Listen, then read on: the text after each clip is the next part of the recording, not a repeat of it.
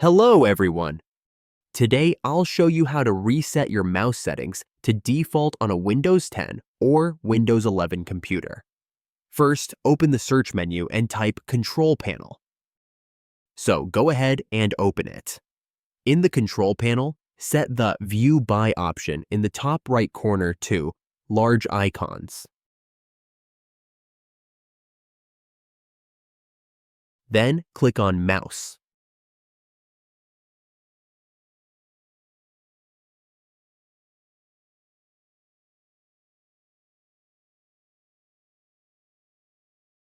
Next, go to the Pointers tab and click on Use Default.